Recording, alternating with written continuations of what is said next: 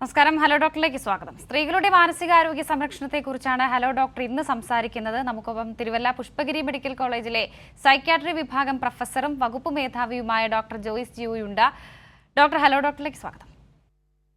Doctor, ആദ്യത്തെ ചോദ്യം ഇതാണ്: ഈ സ്ത്രീകളുടെ മാനസികാരോഗ്യ സംരക്ഷണത്തിന്റെ പ്രാധാന്യം എത്രത്തോളമാണ് എന്നുള്ളത്.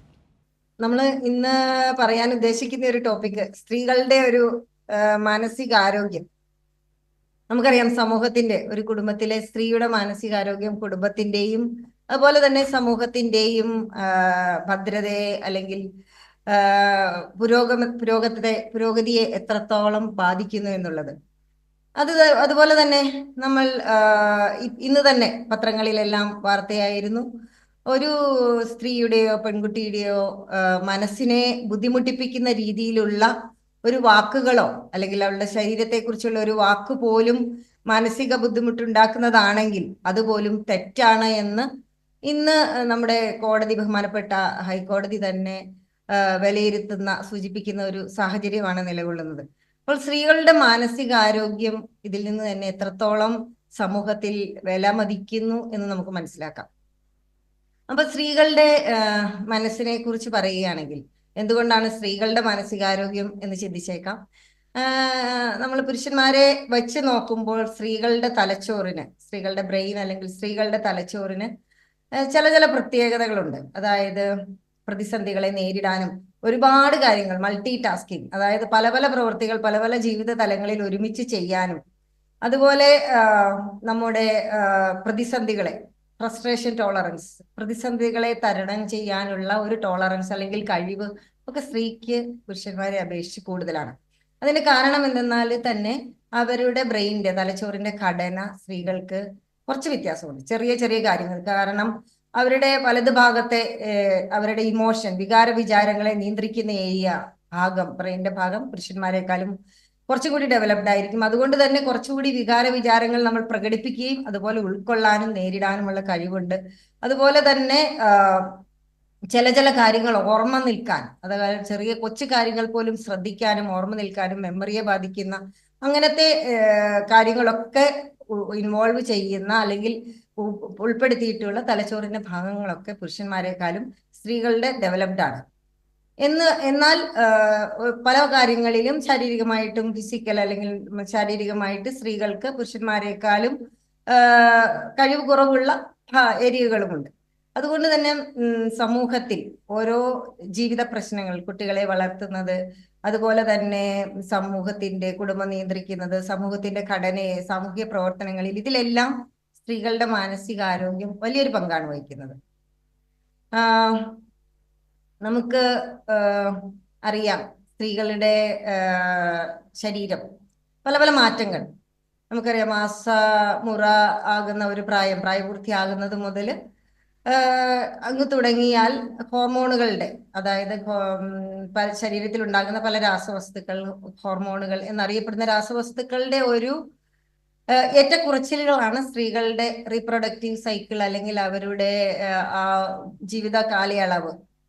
ഒരു 45-50 വയസ്സ് വരെ ഹോർമോണുകളുടെ ഒരു വ്യതിയാനങ്ങൾ സ്ത്രീകളുടെ ശരീരത്തിൽ സംഭവിക്കുന്നു പ്രായപൂർത്തിയാകുന്നത് മുതൽ.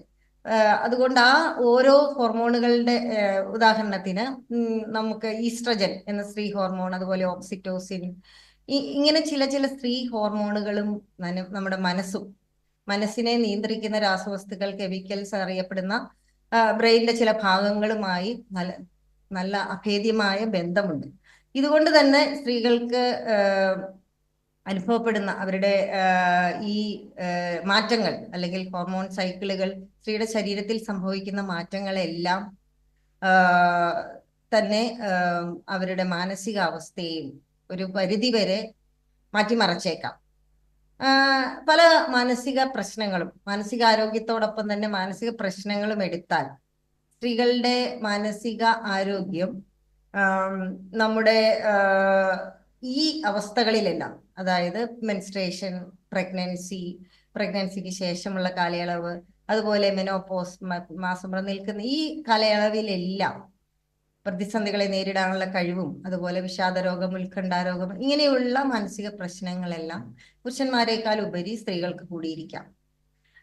അതുകൊണ്ട് തന്നെ പല മാനസിക പ്രശ്നങ്ങളും അവയെ നേരിടാനുള്ള കഴിവും പുരുഷന്മാരെക്കാളും സ്ത്രീകൾക്ക് കുറവാണ്.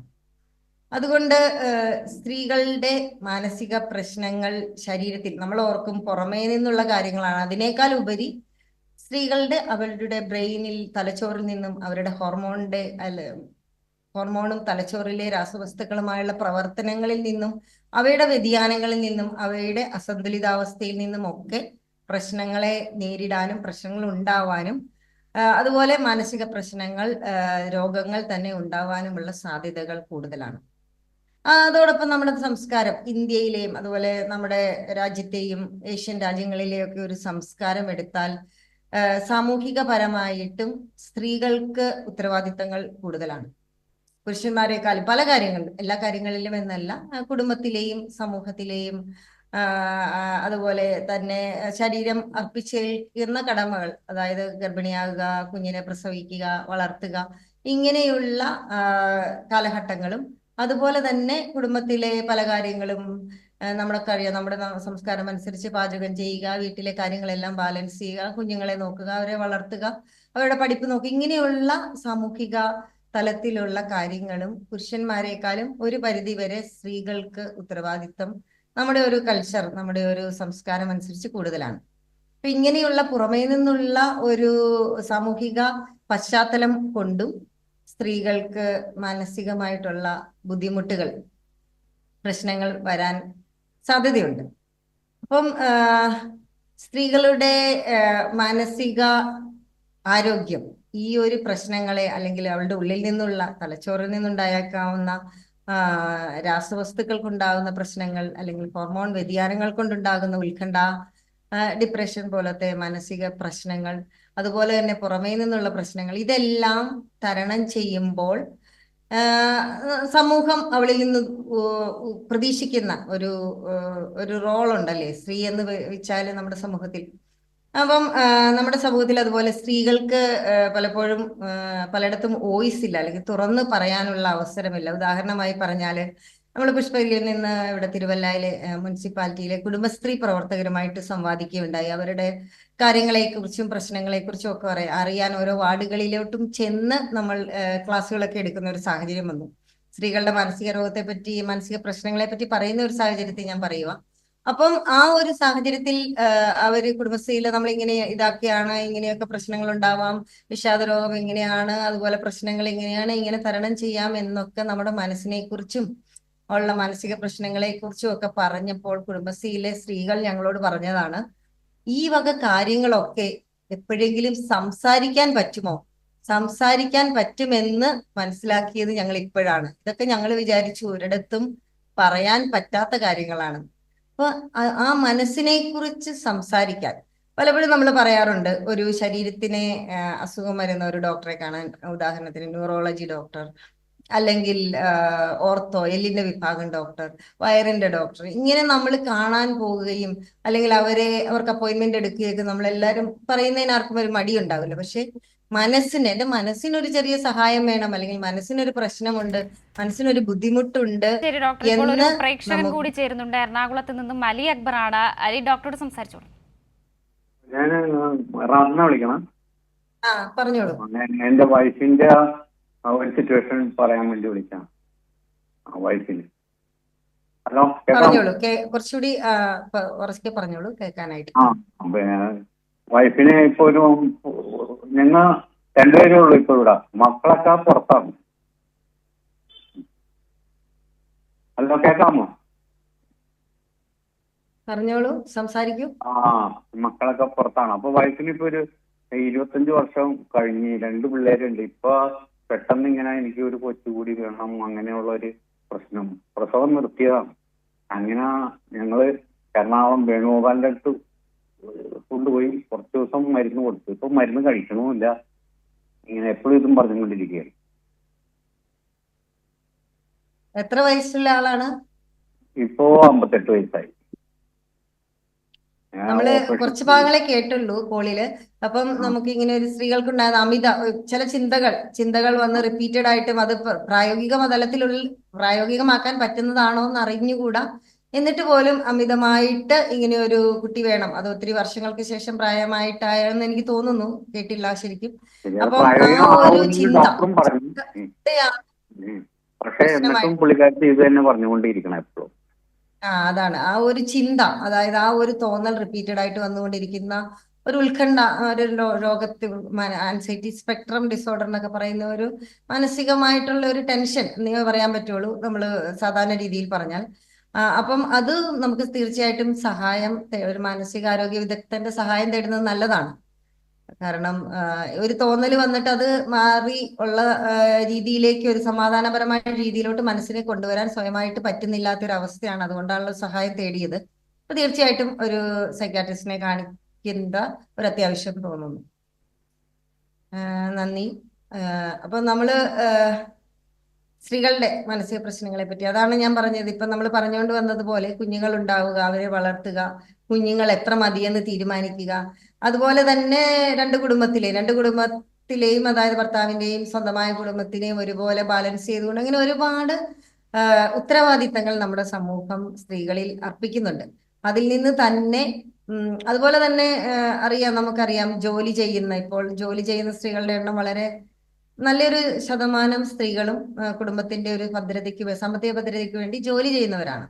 അപ്പം ജോലിയും കൂടി ചെയ്യുന്ന ഒരു സ്ത്രീയുടെ ഒരു മൾട്ടി ടാസ്കിങ്, അതായത് ഒരുപാട് കാര്യങ്ങൾ ഒരുമിച്ച് ചെയ്യുന്നത്, വീട്ടിലെ കാര്യങ്ങൾ, ഭക്ഷണ കാര്യങ്ങൾ, കുഞ്ഞുങ്ങളുടെ കാര്യങ്ങൾ, അതുപോലെ തന്നെ സ്വന്തം ജോലിയുടെ ഉത്തരവാദിത്തങ്ങൾ, അതുപോലെ തന്നെ സ്വന്തം ശരീരത്തിന്റെയും മനസ്സിന്റെയും ഒക്കെ കാര്യങ്ങൾ. അപ്പൊ ഇതെല്ലാം കൂടി ഒരുമിച്ച് ബാലൻസ് ചെയ്യേണ്ട ഒരു അവസ്ഥയിൽ സ്ത്രീകൾക്ക് തീർച്ചയായിട്ടും മാനസിക സമ്മർദ്ദം, നമ്മൾ പലപ്പോഴും സ്ട്രെസ് എന്ന് പറയുന്ന ഒരു മാനസിക സമ്മർദ്ദത്തിലേക്ക് വന്നേക്കാം. അതിനെക്കുറിച്ച് ഞാൻ പറഞ്ഞുകൊണ്ടിരിക്കുകയാണ്. അപ്പൊ ഞാൻ പറഞ്ഞ ഒരു ആശയം പറഞ്ഞു തീർത്തിട്ട് നമുക്ക് ഇതിലോട്ട് വരാം. അപ്പൊ ഞാൻ പറഞ്ഞുകൊണ്ടിരുന്നത്, നമുക്ക് പറയാൻ മടിയുണ്ട് ബാക്കി ഡോക്ടർമാരെ കാണുന്നത്. അപ്പം ഒരു സ്റ്റിഗ്മ അല്ലെങ്കിൽ ഒരു നാണക്കേട് നമ്മുടെ മാനസികാരോഗ്യത്തെ, മനസ്സിനെ കുറിച്ച് പറയാൻ എന്തുകൊണ്ട്, അത് നമ്മുടെ അറിവ് കുറവുകൊണ്ടെന്നേ നമുക്ക് പറയാനുള്ളൂ. കാരണം പണ്ട് തൊട്ടേ മനസ്സിനെ കുറിച്ച് തുറന്നു പറയാൻ, അല്ലെങ്കിൽ മനസ്സിന്റെ പ്രത്യേകതകളെ കുറിച്ച്, ബുദ്ധിമുട്ടുകളെ കുറിച്ച് പറയാൻ നമുക്ക് എന്തോ ഒരു നാണക്കേടാണ്. കാര്യം മാനസിക രോഗത്തെക്കുറിച്ച് അല്ലെങ്കിൽ മാനസിക പ്രശ്നങ്ങളെ കുറിച്ചുള്ള നമ്മുടെ അറിവില്ലായ്മയാണ്. ശരീരത്തിന് അനേകം പ്രശ്നങ്ങൾ ഉള്ളതുപോലെ മനസ്സും ശരീരത്തിന്റെ ഒരു ഭാഗമാണ്. ബ്രെയിനിൽ നിന്നാണ് മനസ്സിൽ നിന്നാണ് പ്രശ്നങ്ങൾ. അപ്പൊ നമുക്ക് ബ്രെയിൻ അല്ലെങ്കിൽ തലച്ചോറുണ്ടെങ്കിൽ ഇവിടെ പ്രശ്നങ്ങളും ചെറിയ ചെറിയ ബുദ്ധിമുട്ടുകളും ഉണ്ടാകാം. ശാരീരിക രോഗത്തെ പോലെ തന്നെ, ശാരീരികമായ ബുദ്ധിമുട്ടുകളെ പോലെ തന്നെയുള്ളൂ. അപ്പൊ അത് പറയുന്നതിൽ ശരി നമ്മുടെ ഡോക്ടർ, ഇപ്പോൾ പാശ്ചാത്യ ഒരു രാജ്യങ്ങളിൽ പ്രേക്ഷക കൂടി ചേരുന്നുണ്ട്. തിരുവനന്തപുരത്ത് നിന്നും രേണുകയാണ്. രേണുക ഡോക്ടറോട് ചോദിച്ചോളൂ. പറഞ്ഞോളൂ. Hello madam, good evening. Hello പറഞ്ഞോളൂ ഹലോ ഡോക്ടർ. രേണുക, പറഞ്ഞോളൂ. പിന്നെ എനിക്ക് 65 വയസ്സായി. പറഞ്ഞോളൂ. എന്റെ തലയിൽ ഒരു ഓപ്പറേഷൻ കഴിഞ്ഞു, ഒരു വെയിൻ പൊട്ടിപ്പോയി, അങ്ങനെ ഓപ്പറേഷൻ കഴിഞ്ഞു. പക്ഷെ എനിക്ക് ഉറക്കമേ ഇല്ല. പലയിടത്തും കാണിച്ചിട്ട് അവര് ഉറങ്ങാനുള്ള മരുന്നെന്ന് വെച്ചാൽ എന്തോന്നു മെലാറ്റോപ്പ് എന്നൊക്കെ പറഞ്ഞ് തലച്ചോറിലെ രക്തധമനികളാണോ പൊട്ടിയെന്ന് പറഞ്ഞത്, അതോ വേറെ വെയിൻ പൊട്ടിയെന്ന് പറഞ്ഞല്ലോ? വെയിൻ തലയിലാണ്. അങ്ങനെ ഒരു മേജർ സർജറി കഴിഞ്ഞു, 2 വർഷം കഴിഞ്ഞു. എവിടെയാ, ബ്രെയിനിനാണോ? ബ്രെയിനില്. കേട്ടില്ലായിരുന്നു. ബ്രെയിൻ എവിടെയാണ് രക്തധമനി പൊട്ടിയെന്ന് പറഞ്ഞ? ബ്രെയിനില. ഓക്കെ, കുഴപ്പമില്ല. അപ്പോഴേ രാത്രി പല മരുന്നുകളും കഴിച്ചു നോക്കി, ഉറക്കമില്ല. അതെ, ഉറക്കമില്ലായ്മയ്ക്ക് ഒരുപാട് കാരണമുണ്ട്. അപ്പൊ നമ്മള് ഉറക്കമില്ലായ്മയുടെ കാരണങ്ങൾ കണ്ടുപിടിക്കേണ്ടതാണ് അത്യാവശ്യം. പലപ്പോഴും ഇങ്ങനെ ഒരു സർജറി കഴിഞ്ഞതിന് ശേഷം എനിക്ക് മനസ്സിലായത് ബ്രെയിനിലെ രക്തക്കൊള്ളൊരു പൊട്ടി ചികിത്സിച്ചു എന്നാണ് മനസ്സിലായത്. എവിടാന്നും അറിഞ്ഞില്ല. അപ്പം അങ്ങനെ ഓരോ കാരണങ്ങൾക്ക്, ചെറിയ ചെറിയ കാരണങ്ങൾ, പ്രായമാകുമ്പോൾ തന്നെ നമ്മുടെ ഉറക്കത്തിന്റെ അളവ്, നമുക്ക് 8 മണിക്കൂർ ഉറങ്ങുന്നവർക്ക് 6, 7, 5 അങ്ങനെ കുറഞ്ഞു വരാം. അപ്പൊ അതിന് നമുക്ക് ചിലർക്ക് ഉറക്കത്തെ നിയന്ത്രിക്കുന്ന ഹോർമോണുകളുടെയും ബ്രെയിനിന്റെ രാസവസ്തുക്കളുടെയും കുറവ് കൊണ്ടാണെങ്കിൽ തീർച്ചയായിട്ടും അത് റീപ്ലേസ് ചെയ്യണം. അത് നമ്മുടെ മാനസിക അല്ലെങ്കിൽ ഉറക്കത്തിനുള്ള ടാബ്ലറ്റ് അല്ലെങ്കിൽ മനസ്സിന്റെ നിലയെ അല്ലെങ്കിൽ മാനസിക പ്രശ്നങ്ങളെ ബാലൻസ് ചെയ്യാനുള്ള മരുന്നൊക്കെ പറയുമ്പോൾ എല്ലാവർക്കും ഭയങ്കര എന്തോ ഒരു ബ്രെയിനിന് അല്ലെങ്കിൽ തലച്ചോറിന് ദോഷം സംഭവിക്കുന്നു എന്നുള്ള പോലെയാണ്. തീർച്ചയായും തെറ്റായ ധാരണയാണ്. ബ്രെയിനിൽ സാധാരണ ഉണ്ടാകുന്ന രാസവസ്തുക്കൾക്ക് അസന്തുലിതാവസ്ഥ വരികയും അതുപോലെ ഉറക്കത്തിനും മറ്റും ആവശ്യമുള്ള രാസവസ്തുക്കൾക്ക് കുറവ് വരികയും ചെയ്യുമ്പോൾ, ഇപ്പൊ നമുക്കറിയാം തൈറോയിഡിന്റെ ഹോർമോൺ, തൈറോയിഡ് ഗ്രന്ഥിക്ക് പ്രശ്നം വരുമ്പോൾ നമ്മൾ തൈറോയിഡിന്റെ ഗുളിക കഴിക്കുന്നു എന്ന് എല്ലാവരും വളരെ അഭിമാനത്തോടെ പറയും. പക്ഷെ എനിക്ക് ഉറക്കമില്ല, അല്ലെങ്കിൽ എനിക്ക് കുറച്ച് ടെൻഷനുണ്ട്, ഡിപ്രഷനുണ്ട്, അതിന് മരുന്ന് കഴിക്കുന്നു എന്ന് പറയാൻ എല്ലാവർക്കും മടിയാണ്. അപ്പൊ അതിന് ഒരു നാണക്കേടില്ല. കാരണം നമ്മുടെ ശരീരത്തിന്റെ തൈറോയിഡിന്റെ ഹോർമോൺ കുറയുന്ന പോലെ തന്നെ ബ്രെയിനകത്തെ ചില രാസവസ്തുക്കളുടെ ഒരു അസന്തുലിതാവസ്ഥയെ നമ്മൾ നിയന്ത്രിക്കുന്നു എന്ന് മാത്രമേ ഉള്ളൂ. അതുകൊണ്ട് ഉറക്കക്കുറവുണ്ടെങ്കിൽ തീർച്ചയായിട്ടും ഒരു സൈക്കാട്രിസ്റ്റിനെ കാണിക്കുക. പല രീതിയിൽ ചിലപ്പം ചില ടാബ്ലറ്റുകൾ കഴിക്കുന്നുണ്ടെന്ന് പറഞ്ഞു. ചില ടാബ്ലറ്റ് ഏതാണ് ഒരാൾക്ക് ഒരുപാട് തരത്തിലുള്ള ചികിത്സാ രീതികൾ നമുക്ക് ലഭ്യമാണ്. അത് ചിലപ്പോൾ ചികിത്സയല്ല, അപ്പം അല്ലാത്ത തെറാപ്പികളും കൂടി ചിലപ്പോൾ വേണ്ടി വരാം. അപ്പൊ ഏതാണെന്ന് തിരിച്ചറിയുന്നതിനും കാരണങ്ങൾ വിശകലനം ചെയ്യുന്നതിനും, ഈവൻ സ്ലീപ്പിന്റെ പ്രോബ്ലം കൊണ്ടും സോറി ബ്രീത്തിങ് അല്ലെങ്കിൽ ശ്വാസത്തിന്റെ തടസ്സം കൊണ്ടും ഒക്കെ നമുക്ക് സ്ലീപ്പ് ആപ്നിയ എന്നൊക്കെ പറയുന്ന രോഗം കൊണ്ട് ഉറക്കക്കുറവ് വരാം. അപ്പോൾ വിദഗ്ധമായി ഒരു ഡോക്ടറെ കണ്ട അഭിപ്രായം തേടേണ്ടെന്നാണ് പറഞ്ഞു വരുന്നത്. അപ്പൊ നമ്മൾ മനസ്സിനെ കുറിച്ച് നമുക്ക് തുറന്ന് സംസാരിക്കാം. ബ്രെയിനിന്റെ അല്ലെങ്കിൽ നമ്മുടെ ശരീരത്തിന്റെ ഭാഗങ്ങളെ പോലെ തന്നെയാണ് മനസ്സ്. ബ്രെയിനിൽ നിന്നാണ് നമ്മൾ മനസ്സ് ഉത്ഭവിക്കുന്നത്, അവിടെ നിന്ന് തന്നെയാണ് പ്രശ്നങ്ങൾ. അതുകൊണ്ട് സംസാരിക്കണം. ഡോക്ടർ അക്ഷയ് ഉണ്ട് ഇപ്പോൾ കോളിൽ. ഡോക്ടർ അക്ഷയ് ഡോക്ടറോട് സംസാരിച്ചോളൂ. പറഞ്ഞോളൂ അക്ഷയ്. ഹലോ ഹലോ അക്ഷയ ചോദിച്ചോളൂ, ഡോക്ടറോട് ഹലോ. സംസാരിച്ചോളൂ. മാഡം, എനിക്ക് ഈ അയൺ ടാബ്ലറ്റ് കഴിക്കുമ്പോഴല്ലേ ഒന്നും കേട്ടുകൂടല്ലോ. ഡോക്ടർ അയൺ ടാബ്ലറ്റ് കഴിക്കുന്നതാണ് പറയുന്നത്. എന്തോ ഡോക്ടറോട് അയൺ സംസാരിച്ചോളൂ. ടാബ്ലറ്റ് മാഡം, എനിക്ക് അയൺ ടാബ്ലറ്റ് കഴിക്കുമ്പോൾ മലം ഭയങ്കര ബ്ലാക്ക് കളറായി പോകുന്നുണ്ട്. അതാണോ ചോദിച്ചത്? മലം പോകുന്നത് ബ്ലാക്ക് ആയിട്ട് പോകുന്നു, അങ്ങനെയാണോ പറഞ്ഞേ? അങ്ങനെയാണ് പറഞ്ഞത്. അങ്ങനെ പറഞ്ഞെന്ന് എനിക്ക് തോന്നി. ഏതായാലും നമ്മുടെ ഇപ്പോഴത്തെ ഒരു വിഷയമായിട്ട് ചേർന്ന് പോകുന്ന ടോപ്പിക് അല്ലെങ്കിൽ കൂടി ഞാൻ ജസ്റ്റ് മറുപടി പറയാം. മലം പോകുന്നത് ബ്ലാക്ക് ആയിട്ട് പോകുന്നതിന് പല പല കാരണങ്ങൾ കൊണ്ടുണ്ടാവാം. ചിലപ്പോൾ ഒരു പ്രത്യേകിച്ച് കുഴപ്പമൊന്നും ഇല്ലാതെ ഉണ്ടാവാം, അല്ലെങ്കിൽ ശരീരത്തിന്റെ കുടലിന്റെ ഏതെങ്കിലും ഒരു ഭാഗത്ത് ചെറിയ പൊട്ടലോ ബ്ലീഡിങ്ങോ അല്ലെങ്കിൽ ഒരു ചെറിയ അൾസറോ ഒക്കെ ഉണ്ടായാലും മലം പോകുന്നത് ബ്ലാക്ക് ആയിട്ട് പോകും. അപ്പൊ ഏതായാലും തീർച്ചയായിട്ടും ഒരു വയറിന്റെ ഗ്യാസ്ട്രോ എൻട്രോളജിസ്റ്റ് അല്ലെങ്കിൽ ഒരു സർജനെ തന്നെ കണ്ടെന്ന് ഒരു അഭിപ്രായം ചോദിക്കുന്നത് നല്ലതാണ്. Thank you. അപ്പം നമ്മുടെ ചർച്ചാ വിഷയം സ്ത്രീകളുടെ മാനസികാരോഗ്യത്തിലേക്ക് നമുക്ക് തിരിച്ചു വരാം. അപ്പൊ നമ്മൾ സ്ത്രീകൾക്ക് സ്ട്രെസ് അല്ലെങ്കിൽ ഒരു മാനസിക സമ്മർദ്ദം ഒരുപാട് അനുഭവിക്കുന്ന ഒരു കാലഘട്ടമാണെന്ന് ഞാൻ പറഞ്ഞു. അപ്പം നമ്മൾ പലപ്പോഴും സ്ത്രീകൾ പ്രത്യേകിച്ച് ജോലി ചെയ്യുന്ന റീപ്രൊഡക്റ്റീവ്, അതെങ്കിൽ ഒരു എന്താ പറഞ്ഞ കൊച്ചു കുട്ടികളുള്ള റീപ്രൊഡക്റ്റീവ് ഏജ് എന്നൊക്കെ പറയുന്ന ആ ഒരു പീരിയഡ്, കൊച്ചു കുട്ടികളുള്ള ഒരു 20 വയസ്സിനും 40 വയസ്സിനും ഒക്കെ ഇടയിൽ കൊച്ചു കുഞ്ഞുങ്ങളെ വളർത്തി ജോലിയൊക്കെ ചെയ്യുന്ന സ്ത്രീകൾ സാധാരണ പറഞ്ഞു കേൾക്കുന്ന ഒരു അവസ്ഥാവിശേഷമാണ്, എനിക്ക് ഭയങ്കര സ്ട്രെസ്സാണ്, അല്ലെങ്കിൽ ഭയങ്കര മാനസിക ബുദ്ധിമുട്ടാണ്, ടെൻഷനാണ്. അപ്പം എന്താണ് ഈ സ്ട്രെസ് എന്നതിനെ കുറിച്ചാണ് ഞാൻ ഒന്ന് ജസ്റ്റ് ചെറുതായിട്ട് പറഞ്ഞ് മനസ്സിലാക്കാൻ നോക്കാം.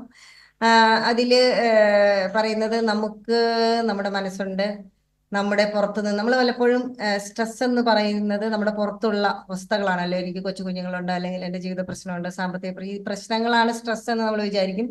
പക്ഷേ അതിനേക്കാൾ ഉപരി സ്ട്രെസ് എന്ന് പറഞ്ഞാൽ നമ്മുടെ ബ്രെയിനകത്ത്, നമ്മുടെ മനസ്സിൽ നിന്ന് ഉത്ഭവിക്കുന്ന ഒരു തോന്നൽ അല്ലെങ്കിൽ ഒരു അവസ്ഥാവിശേഷമാണ്. അതായത് നമ്മുടെ ജീവിതത്തിലെ ഓരോ പ്രശ്നങ്ങൾ എന്ന് പറയാൻ പറ്റില്ല, ജീവിതത്തിൽ സംഭവിക്കുന്ന സംഭവ വികാസങ്ങൾ അല്ലെങ്കിൽ ലൈഫ് ഇവന്റ്സ്, ജീവിതത്തിലെ ഓരോ പ്രതിസന്ധി അല്ലെങ്കിൽ സാധാരണ കാര്യങ്ങളെ എനിക്ക് നേരിടാൻ പറ്റില്ല, അതിനെ നേരിട്ട് മുമ്പോട്ട് പോകാൻ എനിക്ക് പറ്റില്ല, എനിക്ക് കഴിവില്ല, എനിക്ക് അതിനുള്ള ശേഷിയില്ല എന്ന് നമ്മുടെ മനസ്സിൽ എപ്പോൾ തോന്നുന്നതോ അതാണ് നമ്മുടെ സ്ട്രെസ് അഥവാ മാനസിക ബുദ്ധിമുട്ട് അല്ലെങ്കിൽ ടെൻഷൻ എന്നൊക്കെ നമ്മൾ അനുഭവിക്കുന്നത്. ഡോക്ടർ ഇപ്പോൾ ഒരു പ്രേക്ഷക കൂടി ചേരുന്നുണ്ട്. കൊയിലാണ്ടിയിൽ നിന്ന് ബിന്ദുവാണ്. ബിന്ദു ഡോക്ടറോട് സംസാരിച്ചോളൂ. ബിന്ദു പറഞ്ഞോളൂ.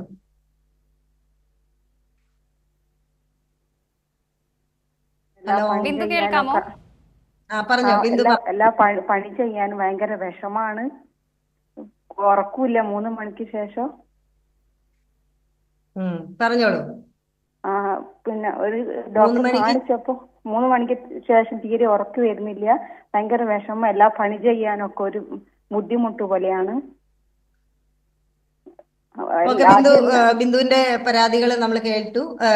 അതായത് രാവിലെ വെളുപ്പിന് ഒരു 3 മണിക്ക് എഴുന്നേൽക്കുന്നു, അതിനുശേഷം വളരെ ബുദ്ധിമുട്ടാണ്, ഉറങ്ങാൻ പറ്റുന്നില്ല, എപ്പോഴും ഒരു നിസ്സഹായതാവസ്ഥ പോലെ തോന്നുന്നു, സങ്കടമാണ്, ജോലി ചെയ്യാൻ തോന്നുന്നില്ല, എപ്പോഴും ഒരു മനസ്സിന് സങ്കടം, കാരണമില്ലാത്ത ഒരു സങ്കടം നീണ്ടു നിൽക്കുന്നു, ഒരു ദിവസമല്ല 2 ദിവസമല്ല ആഴ്ചകൾ നീണ്ടു നിൽക്കുന്ന ഒരു സങ്കടം. ഇതൊക്കെ ഒരു വിഷാദ രോഗത്തിന്റെ ലക്ഷണങ്ങളാണ്. ബിന്ദു വളരെ കറക്റ്റ് ആയിട്ട് പറയുന്നുണ്ടായിരുന്നു. ജോലി ചെയ്യാൻ തോന്നുന്നില്ല, ഒരുപാട് ഉറക്കമില്ല, വിശപ്പില്ല, അതുപോലെ നേരത്തെ എഴുന്നേറ്റ് കഴിഞ്ഞാൽ ഉറക്കം വരുന്നില്ല, ഒന്നിനും ഒരു ഉത്സാഹമില്ലാത്ത പോലുള്ള തോന്നൽ, അമിതമായിട്ടുള്ള ക്ഷീണം, അതുപോലെ മുമ്പോട്ടൊരു പ്രതീക്ഷയില്ല, ഒന്നിൽ ശ്രദ്ധിക്കാൻ പറ്റുന്നില്ല. ഇതെല്ലാം വിഷാദ രോഗത്തിന്റെ, ഡിപ്രഷൻ അഥവാ വിഷാദ രോഗം. സ്ത്രീകൾക്ക് വളരെ കൂടുതലാണ് വിഷാദ രോഗം പുരുഷന്മാരെ അപേക്ഷിച്ച്. പുരുഷന്മാർക്ക് 100-ൽ ഒരു 10 പേർക്ക് അല്ലെങ്കിൽ 8 പേർക്ക് വന്നേക്കാമെങ്കിൽ സ്ത്രീകൾക്ക് ഒരു 15 തൊട്ട് 20 വരെ പേർക്ക് ജീവിതത്തിൽ എപ്പോഴെങ്കിലും വിഷാദ രോഗം വരാൻ സാധ്യതയുണ്ട്. ഞാൻ പറഞ്ഞതുപോലെ തന്നെ ഹോർമോണുകൾ നമ്മുടെ ശരീരത്തിലെ സ്ത്രീകളുടെ ബ്രെയിനകത്ത് ഉണ്ടാകുന്ന കെമിക്കൽ രാസവസ്തുക്കളും അതുപോലെ തന്നെ ശരീരത്തിലുള്ള ഹോർമോൺ, അതായത് റീപ്രൊഡക്റ്റീവ് ജീവിതാവസ്ഥകളിൽ സംഭവിക്കുന്ന ഒരു ഹോർമോൺ വ്യതിയാനങ്ങളും ഒക്കെ കൊണ്ട് തന്നെ സ്ത്രീകൾക്ക് പുരുഷന്മാരെക്കാളും വിഷാദ രോഗം വരാനുള്ള, ഡിപ്രഷൻ വരാനുള്ള സാധ്യത കൂടുതലാണ്. നമ്മൾ പലപ്പോഴും ഓർക്കും, അയ്യോ വിഷാദമാണ്, സങ്കടമാണെന്നൊക്കെ പറയുന്നത് എങ്ങനെയാണ്, എനിക്കൊരു മാനസിക രോഗമാണെന്ന് മറ്റുള്ളവർ വിചാരിക്കുമോ? കാരണം 100-ൽ 20-ഓ 25-ഓ 50% വരെ സ്ത്രീകൾക്ക് വന്നേക്കാവുന്ന ഒരു കാര്യം എന്തുകൊണ്ട് ഞാൻ പറയാൻ മടിക്കുന്നു എന്നുകൂടി നമ്മൾ ചിന്തിക്കണം. കാരണം വളരെ സാധാരണയാണ്, ഇതിന് പരിഹാരമുണ്ട്. തീർച്ചയായിട്ടും ഞാൻ പറഞ്ഞതുപോലെ തന്നെ ബ്രെയിനിന്റെ രാസവസ്തുക്കളുടെ അസന്തുലിത അവസ്ഥയാണെങ്കിൽ അതിനെ തുലനം ചെയ്യാൻ, അതിനെ ബാലൻസ് ചെയ്യാൻ പറ്റുന്ന മരുന്നുകൾ ലഭ്യമാണ്. തൈറോയ്ഡ് ഡോക്ടർ, അതിൽ ഒരു ചോദ്യം കൂടിയുണ്ട്. ഈ മാനസികാരോഗ്യത്തെ പറ്റിയാണ് നമ്മളിപ്പോൾ ചർച്ച ചെയ്യുന്നത്. അതിൽ ഈ ചികിത്സാ മാർഗങ്ങൾ എന്തൊക്കെയാണ്, മാത്രമല്ല അതിന് നൽകേണ്ട മരുന്ന്, കൗൺസിലിംഗ് ഒക്കെ ഏത് രീതിയിലാണ് നൽകേണ്ടത്? തീർച്ചയായിട്ടും ചികിത്സാ കാര്യങ്ങളെ പറ്റി നമുക്ക് കുറഞ്ഞ സമയം കൊണ്ട് ഞാൻ പറഞ്ഞു വരുന്നേ ഉള്ളൂമായിരുന്നു. അപ്പൊ ചികിത്സാ മാർഗങ്ങളുണ്ട്, പലതരത്തിലുള്ള ചികിത്സ. ആദ്യമായി തന്നെ മരുന്ന് കഴിക്കുന്ന ചികിത്സാ മാർഗങ്ങളുമുണ്ട്, മരുന്ന് വേണ്ടാത്ത ചികിത്സാ മാർഗങ്ങളുമുണ്ട്. ഇപ്പൊ നമ്മുടെ ശരീരത്തിന്റെ രോഗം പോലെ തന്നെ മനസ്സിന്റെ രോഗവും ഒരുപാട് തരമുണ്ട്. ഇപ്പൊ ചിലതരം രോഗങ്ങൾക്ക്, മിക്കവാറും തരം രോഗങ്ങൾക്ക് മരുന്നില്ലാതെ പറ്റും. അതുപോലെ തന്നെ കുറെ രോഗങ്ങൾക്ക് മരുന്ന് കൂടിയേ തീരും. മരുന്നില്ലാതെ പോലും അത് നമ്മൾ ഒരു വിശദമായ ഒരു സൈക്കാട്രിസ്റ്റിനെ കണ്ട് അല്ലെങ്കിൽ മാനസിക രോഗ വിദഗ്ധനെ ആരോഗ്യ വിദഗ്ധനെ കണ്ട് ഡയഗ്നോസ് ചെയ്താൽ മാത്രമേ ഏത് തരത്തിലുള്ള രോഗമാണെന്നും നമുക്ക് തീരുമാനിക്കാൻ പറ്റത്തുള്ളൂ. ചില രോഗങ്ങൾക്ക് രണ്ടും, മരുന്നും അതുപോലെ തന്നെ മറ്റ് തെറാപ്പികൾ, counselling, psychotherapy, cognitive behaviour therapy, ഇങ്ങനെയുള്ള രണ്ടും കൂടി വേണ്ടി വരുന്ന അസുഖങ്ങളും ഉണ്ട്. ഇപ്പൊ മരുന്ന് എന്ന് പറയുമ്പോൾ നമുക്ക് എപ്പോഴും ഒരു ഭയങ്കര മരുന്നിനെ കുറിച്ചൊരു മോശം അഭിപ്രായമാണ്. എന്തോ മാനസിക രോഗ മരുന്ന് വളരെ മോശമാണെന്നുള്ളൊരു തെറ്റിദ്ധാരണ നമ്മുടെ സമൂഹത്തിൽ നിലനിൽക്കുന്നുണ്ട്. അപ്പൊ ഞാൻ പറഞ്ഞ പോലെ തന്നെ മുന്നിൽ പറഞ്ഞു, മനസ്സിന്റെ രാസവസ്തുക്കളുടെ, ബ്രെയിൻ ഉണ്ടാകുന്ന നാച്ചുറൽ ഹോർമോണിന്റെയും രാസവസ്തുക്കളുടെയും വ്യതിയാനം കൊണ്ടാണ് മാനസിക രോഗം ഉണ്ടാകുന്നത്, അല്ലെങ്കിൽ മാനസിക ബുദ്ധിമുട്ടുകൾ, രോഗമല്ല വിഷമങ്ങൾ ഉണ്ടാകുന്നതെങ്കിൽ അത് ബാലൻസ് ചെയ്യാനുള്ള നമ്മുടെ ഹോർമോൺ തൈറോയിഡിന്റെ ഗുളിക കഴിക്കുന്നത് പോലെ തന്നെ അത് ബാലൻസ് ചെയ്യാനുള്ള ഗുളിക കഴിക്കുന്നതിന് നമ്മൾ എന്തുകൊണ്ട് മടിക്കുന്നു എന്നത് നമ്മുടെ അറിവ് കുറവ് കൊണ്ടാണ്. അപ്പോൾ തീർച്ചയായും ഒട്ടും മടിക്കുക, അങ്ങനെ കാര്യമായിട്ടുള്ള ബുദ്ധിമുട്ടുകളോ സൈഡ് ഇഫക്റ്റുകളോ ദൂഷ്യഫലങ്ങളോ ഇല്ലാത്ത മരുന്നുകൾ ഇന്ന് ധാരാളം ലഭ്യമാണ്. ഇപ്പൊ പറഞ്ഞതുപോലെ, നേരത്തെ പറഞ്ഞ ഒരു വിഷാദ രോഗം, ഡിപ്രഷൻ, വളരെ എളുപ്പത്തിൽ ചികിത്സിച്ച് നിസാരമായി മാറ്റാവുന്ന ഒരു രോഗം. നമ്മൾ ഇത്രയും ബുദ്ധിമുട്ട്, നമുക്കറിയാം 3 മണിക്ക് എഴുന്നേറ്റ് ഒന്നും ചെയ്യാൻ പറ്റാതെയൊക്കെ ഉള്ള ഒരു അവസ്ഥ നമ്മൾ നീട്ടിക്കൊണ്ടു പോകേണ്ട കാര്യമില്ല. അപ്പോൾ വളരെ നല്ല സേഫ് ആയിട്ടുള്ള മരുന്നുകൾ അവൈലബിൾ ആണ്. അതിനോടൊപ്പം തന്നെ ചില പ്രശ്നങ്ങൾക്ക് മരുന്നില്ലാതെ തന്നെയുള്ള തെറാപ്പികളും സൈക്കാട്രിസ്റ്റിന്റെ നേതൃത്വത്തിൽ ചെയ്യാവുന്നതാണ്. ഒരുപാട് സൈക്കോതെറാപ്പികളും അതുപോലെ ഓരോ രോഗത്തിന് വേണ്ട മരുന്നില്ലാതെയുള്ള ചികിത്സാ വിധികളും നമുക്ക് ലഭ്യമാണ്. മാനസികാരോഗ്യ അഥവാ സൈക്കാട്രി ഡിപ്പാർട്ട്മെന്റ് ഉള്ള എല്ലാ ഹോസ്പിറ്റലുകളും ഇതിനുള്ള സൗകര്യങ്ങൾ മറ്റു രോഗങ്ങൾക്കുള്ളതുപോലെ തന്നെ ലഭ്യമാണ്. അതിനെ സമീപിക്കാൻ നമ്മളൊരു മടി കാണിക്കേണ്ട ആവശ്യം ഇല്ല എന്ന് തന്നെയാണ് എനിക്ക് പറയാനുള്ളത്. അതുപോലെ നമ്മൾ ഉത്കണ്ഠ, അതുപോലെ സ്ട്രെസ്സിനെ കുറിച്ച്, പ്രതിസന്ധികളെ നേരിടാനുള്ള നമ്മുടെ ഒരു കഴിവ് കുറവ്, അല്ലെങ്കിൽ നമുക്ക് പറ്റില്ല എന്നുള്ള ഒരു മാനസികാവസ്ഥയെ കുറിച്ചാണ് നമ്മൾ പറഞ്ഞുകൊണ്ടിരുന്നത്. സ്ട്രെസ് സ്ത്രീകൾക്ക് വളരെ കൂടുതലാണ്. ഒരുപാട് കാര്യങ്ങൾ ഒരുമിച്ച് ചെയ്യേണ്ടി വരുമ്പോൾ ചില കാര്യങ്ങൾ, ജീവിതത്തിലെ പ്രശ്നങ്ങൾ എനിക്ക് പറ്റുന്നില്ല, എനിക്ക് നേരിടാൻ പറ്റുകയില്ല, എന്നെ കൊണ്ട് കഴിയില്ല എന്നൊരു മാനസിക സമ്മർദ്ദം, മാനസിക അവസ്ഥയാണ് മാനസിക സമ്മർദ്ദം അഥവാ സ്ട്രെസ് എന്ന് പറയുന്നത്. ഇത് നേരിടാൻ, സ്ട്രെസ്സിനെ നേരിടാൻ നമുക്ക് ഒരുപാട് പരിഹാര മാർഗങ്ങളുണ്ട്. ഈ ഒരവസ്ഥ, അത് ഏത് തരത്തിലുള്ള സ്ട്രെസ്സിന്റെ കാരണങ്ങൾ വിലയിരുത്താം. പല രീതിയിലുള്ള തെറാപ്പികൾ, മരുന്ന് കൊണ്ടും മരുന്നില്ലാതെയുമുള്ള സ്ട്രെസ്സിന്റെ കാര്യകാരണങ്ങളെ വിശകലനം ചെയ്ത് അതിനെ ഡയഗ്നോസ് ചെയ്ത് നമുക്ക് പല രീതിയിലുള്ള പരിഹാര മാർഗങ്ങൾ നമുക്ക് ലഭ്യമാണ്. ചുരുങ്ങിയ സമയം കൊണ്ട് നമുക്ക് എല്ലാം പറയാൻ പറ്റുകയില്ല, പക്ഷെ നമ്മുടെ ഇമോഷനെ, വികാര വിചാരങ്ങളെ നിയന്ത്രിച്ചുകൊണ്ടുള്ള പരിഹാര മാർഗങ്ങൾ, അല്ലെങ്കിൽ പ്രോബ്ലത്തെ ബേസ് ചെയ്തുള്ള പരിഹാര മാർഗങ്ങൾ, എന്ന് ഇങ്ങനെ തുടങ്ങി ഒരുപാട് തരത്തിലുള്ള പരിഹാര മാർഗങ്ങൾ ഈ വിഷാദ അവസ്ഥയെ അല്ലെങ്കിൽ സ്ട്രെസ്സിനെ നേരിടാൻ നമുക്കുണ്ട്. സ്ട്രെസ്സിനെ, മാനസിക സമ്മർദ്ദത്തെ നേരിടാനുള്ള പരിഹാര മാർഗങ്ങളുണ്ട്. അത് പലപ്പോഴും നമുക്കൊരു തെറ്റിദ്ധാരണയുണ്ട്. ഇങ്ങനെ ഒരു സ്റ്റിഗ്മ അല്ലെങ്കിൽ ഒരു നാണക്കേട് ഈ ഒരു മാനസികാരോഗ്യ രംഗത്തെ പറ്റി തന്നെയുണ്ട്. അതിന്റെ ഒരു അറിവ് കുറവ് കൊണ്ടാണ്. ഒരു രോഗം അല്ലെങ്കിൽ ഒരു മരുന്നല്ല, ആയിരക്കണക്കിന് രോഗവും അതുപോലെ ഒരുപാട് തരത്തിലുള്ള സൈഡ് എഫക്റ്റുകൾ, ദൂഷ്യഫലങ്ങൾ പാർശ്വഫലങ്ങൾ കുറഞ്ഞ മരുന്നുകൾ നമുക്ക് ഇന്ന് ലഭ്യമാണ്. അതുകൊണ്ട് മാനസിക ആരോഗ്യ രംഗത്തിൽ സമീപിക്കാൻ ഡോക്ടർ, നമുക്ക് വൈൻഡപ്പ് ചെയ്യാൻ സമയമായിട്ടുണ്ട്. സ്ത്രീകളുടെ മാനസിക ആരോഗ്യത്തെ കുറിച്ചാണ് ഇന്ന് ഹലോ ഡോക്ടർ ചർച്ച ചെയ്തത്. നമ്മളോടൊപ്പം ചേർന്നത് പുഷ്പഗിരി തിരുവല്ല മെഡിക്കൽ കോളേജിലെ സൈക്യാട്രി വിഭാഗം പ്രൊഫസറും വകുപ്പ് മേധാവിയുമായ ഡോക്ടർ ജോയ്സ് ജിയോയാണ്. ഹലോ ഡോക്ടർ പൂർണ്ണമാകുന്നു.